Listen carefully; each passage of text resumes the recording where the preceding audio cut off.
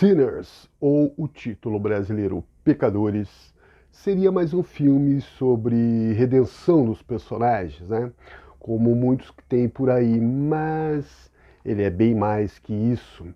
Michael B. Jordan, um grande ator, está se tornando um grande ator, né? A gente percebe. Ele faz os irmãos gêmeos Smoke and Steak. E só para você não ficar confuso, né? Um sempre está de azul ali, é mais tranquilo, o outro mais de vermelho e é mais intempestivo.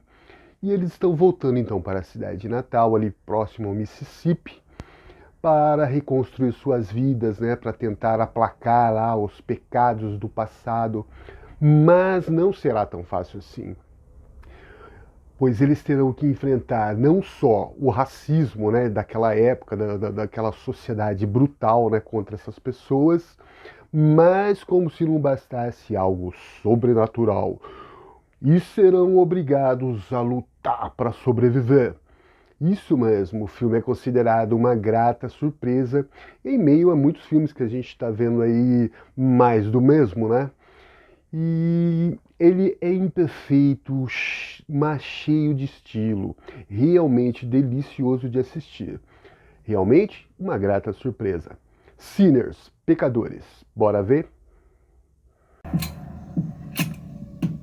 Hey, brother. Be careful. I will.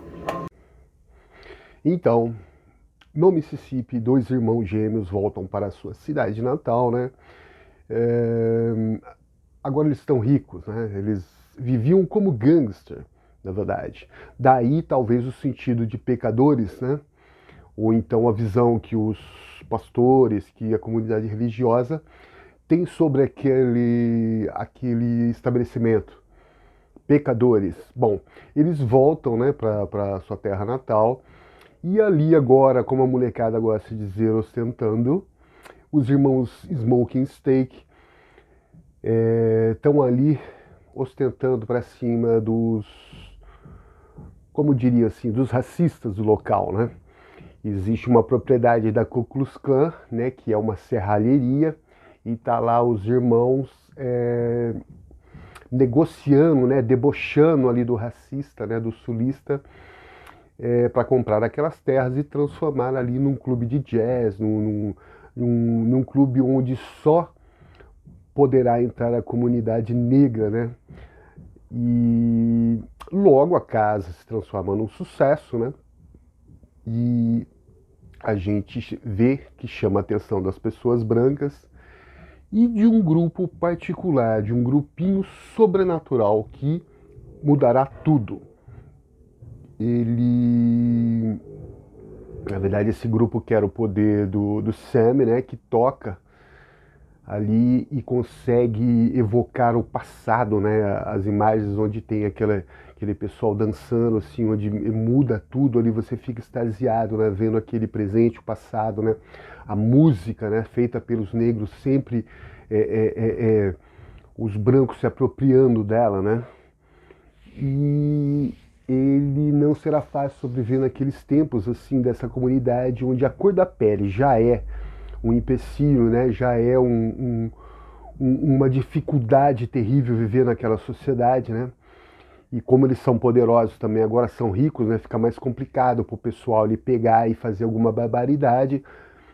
E esse filme de gangster que tem Ku Klux Klan no meio, né? Essa história, essa coisa sulista do racismo de 1930, é um filme de gangster com os personagens assim cativantes, onde se interagem ali, a gente fica ali absorto e de repente num baque o filme vai se transformar em um filme de terror.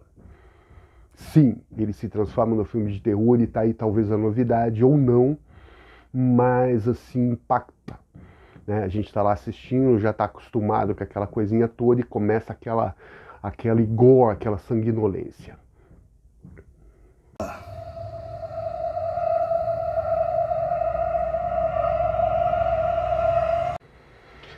Bom, então chegamos na parte então que agora eu vou falar tudo.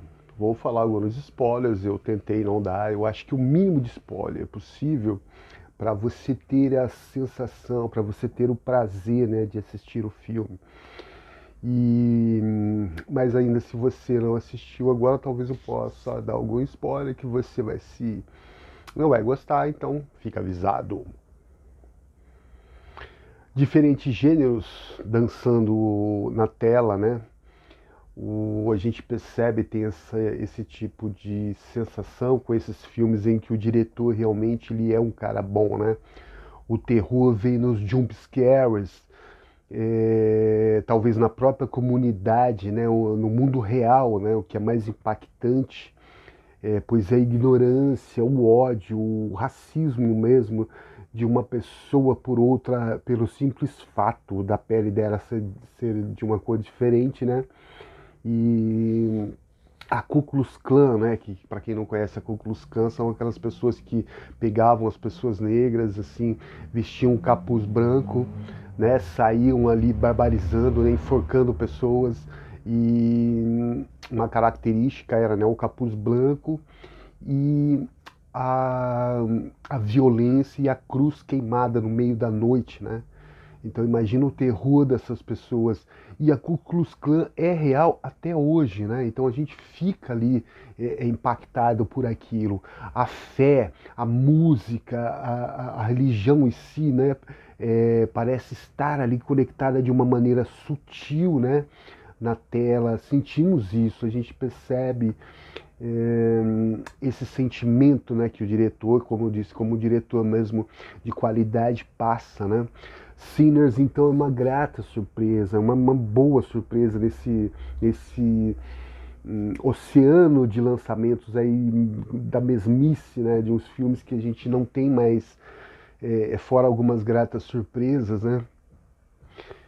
A gente não tem mais como assistir e de repente bocejar, né? Então essa direção precisa, inovadora do diretor Ryan Coogler traz, né, essas comunidades, essa visão dessa comunidade negra de 1932. Eles estão livres, mas é claro que mesmo assim ainda sob o trauma, né, sob o jugo da recém-escravidão, né? A coisa não é fácil, assim, depois vocês estão livres, está tudo bem. A abolição da escravidão não significava o amparo dessas pessoas, né? Então acontecia muito ainda injustiça e o diretor ele consegue fazer a gente sentir essa sinergia, né? Esse senso de união dessas pessoas que lutam, né, no dia a dia apenas para fazer o que todo mundo quer, né? Nos momentos de luta, ser feliz, né? Como diria. E a gente percebe nos momentos de luta, a gente consegue ver isso na tela, essa união, né? Assim como nos momentos em que tem a música, né? É impactante ali no filme, né? A gente fica realmente maravilhado, né?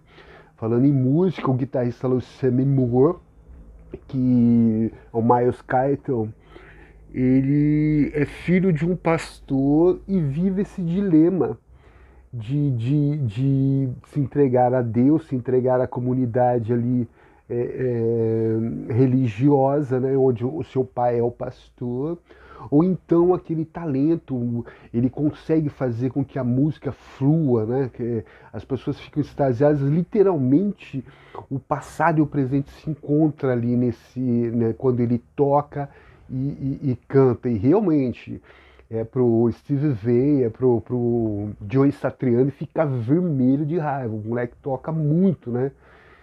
E aí fica aquele embate, né? Que na trama tem essa coisa assim, bem dos personagens ter um bom desenvolvimento e o pai dele, o pastor, ele não aprova isso, né? Ele acha que o blues, que a música ela tocada na guitarra do jeito dele são coisas do diabo, são coisas do mal, né? E esse garotão aí primo, né?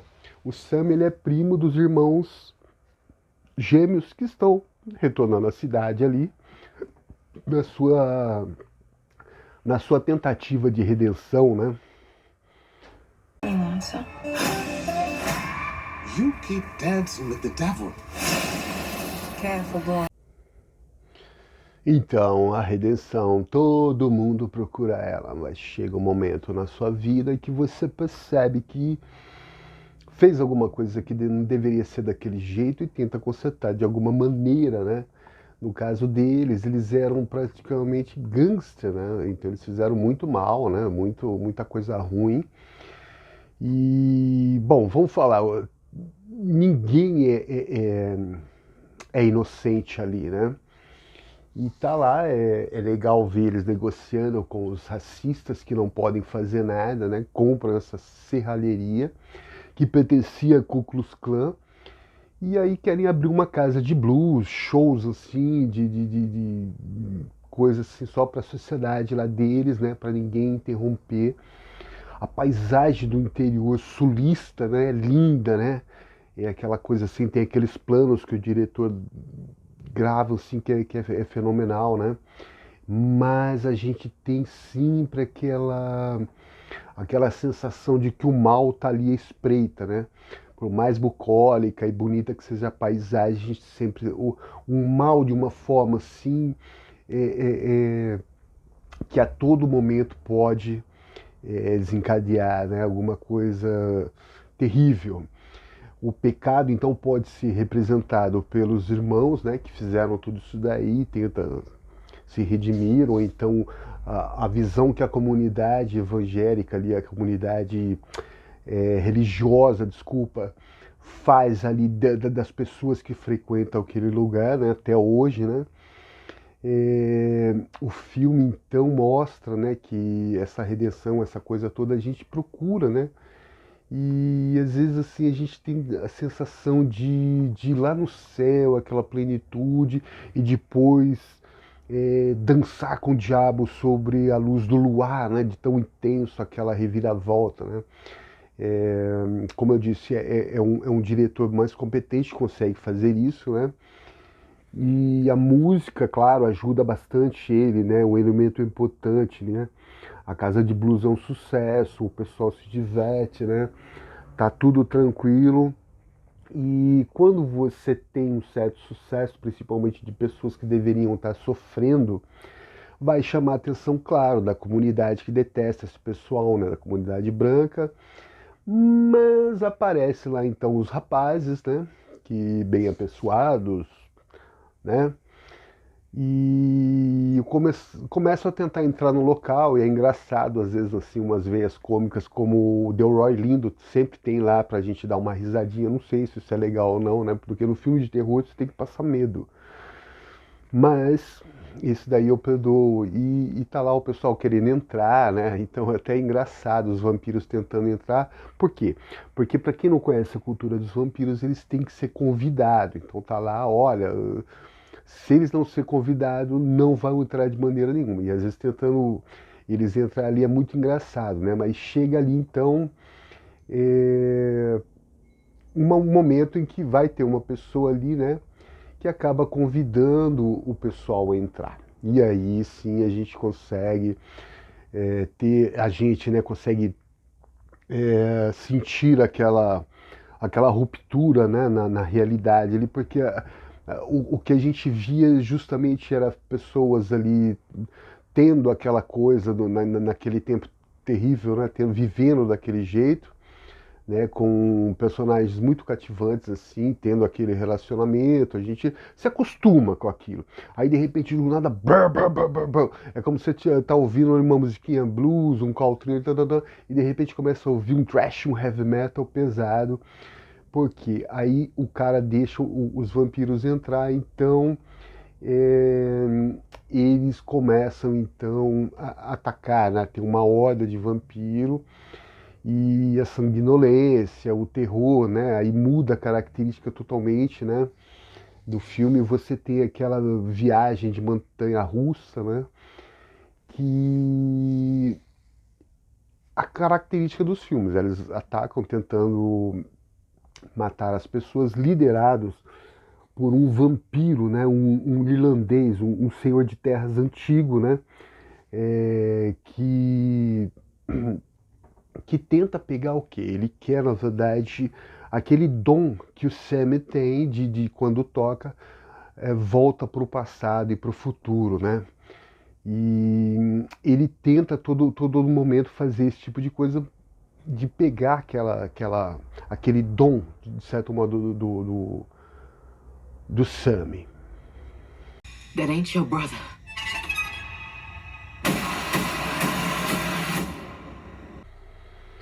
Na batalha, então a batalha inevitável, Smoke mata sua ex-parceira Henny, porque eles haviam, né, prometido um para o outro que nenhum dos dois se transformaria em vampiro. No caso, então, ele teve que matar. Mas, ao contrário, Steak e a cantora Mary são transformados.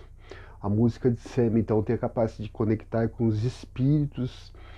E, na verdade, o líder dos vampiros, o Remick, né, o Senhor das Terras antigos, aquela coisa toda, ele tenta, mas não consegue transformar o Sam, né, numa criatura, num vampiro, e porque o Smoke acaba salvando o Sam, e ele acaba matando o vampiro com um violão. Ele pega a madeira do violão, ele tem aquela coisa de prata. Bom, prata na verdade acho que é vampiro, do lobisomem, né? Bom, tudo bem, mas matou lá. E como o ponto fraco dos vampiros é o quê? É o sol, é o deus Ra dos egípcios, é o deus Hélio, né? Que surgia nos nossos céus. Eu estou falando de quem? Eu estou falando do nosso querido Sol, nossa estrelinha, né, que nos aquece todo dia e dá nosso conforto. Nossa vida acaba fazendo o que com os vampiros? Ele mata eles, né? E após então o Sol termina com o restante dos vampiros, mas a coisa não acaba por aí, né? Porque acaba voltando ali uma ameaça tão terrível quanto os vampiros, que é a organização Ku Klux Klan, que invade o local depois da batalha, né?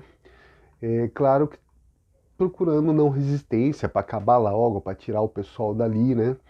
Mas o que eles não esperavam é que o Smoke ele decide derradeiramente enfrentar o pessoal, né?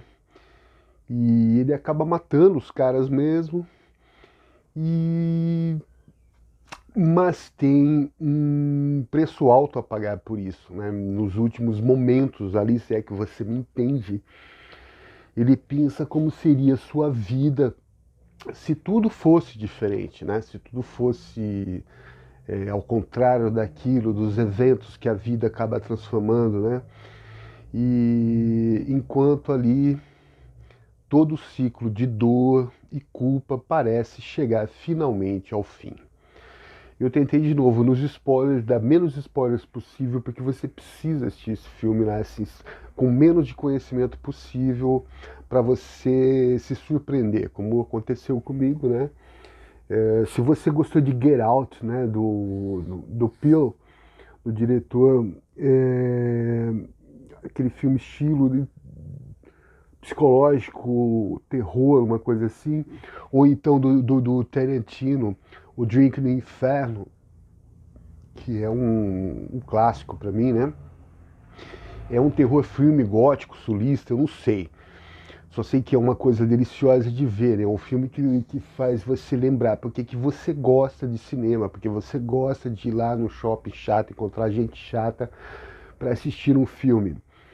E pecado é não assistir Pecadores. Pessoal, agradeço muito os meus inscritos. Gostaria muito que, se você não fosse inscrito, se inscreva aí. Fique sabendo mais sobre filmes e séries. Se você gostou desse vídeo aí, dê o seu like, não custa nada, é só colocar o dedinho ali.